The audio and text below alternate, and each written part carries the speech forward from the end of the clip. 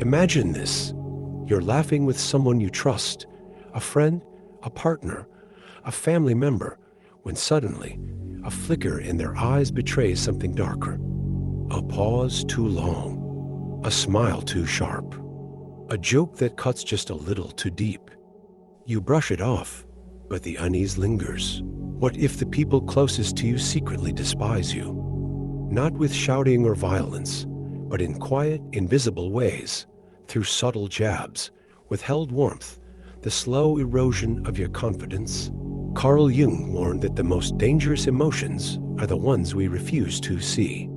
So tell me, how would you even know? The truth is, hatred rarely announces itself. It festers in the unconscious, a shadow emotion, coiled beneath forced smiles and polite exchanges. Carl Jung called this the shadow self, the repressed, denied parts of our psyche that leak out in passive aggression, backhanded compliments, and unexplained hostility. Why does this happen? Because confronting hatred directly is dangerous. Society demands civility, so resentment goes underground. Nietzsche saw this as resentment, the venom of the powerless, poisoning relationships in silence. Schopenhauer knew it too. Humans fear rejection too much to admit their contempt.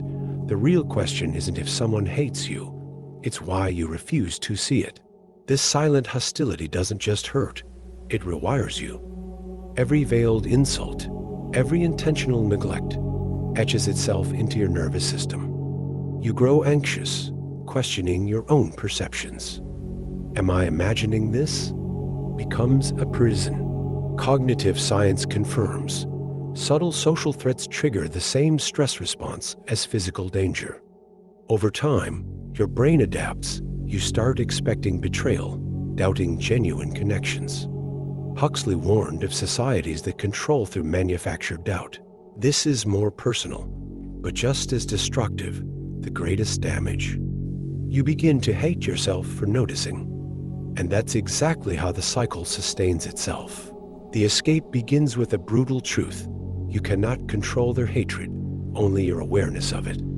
Jung's remedy was shadow integration, staring unflinchingly at the darkness in others and yourself.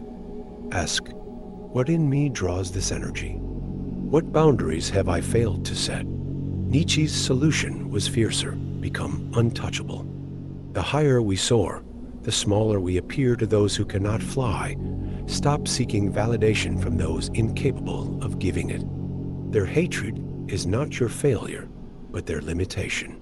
This is emancipation through perception. The moment you see the game, you're no longer a player. Here's the secret they never wanted you to grasp. Their hatred was never about you.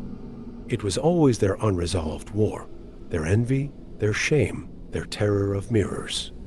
Jung called this projection, the dumping of one's own filth onto a convenient target. But you're just the canvas. Now the choice is yours. Keep carrying their poison, or, like alchemists turning lead to gold, transmute their malice into your unshakable self-knowledge. The final rebellion isn't confrontation. It's transcendence. Walk away lighter. The shadow only has power when you refuse to turn on the light.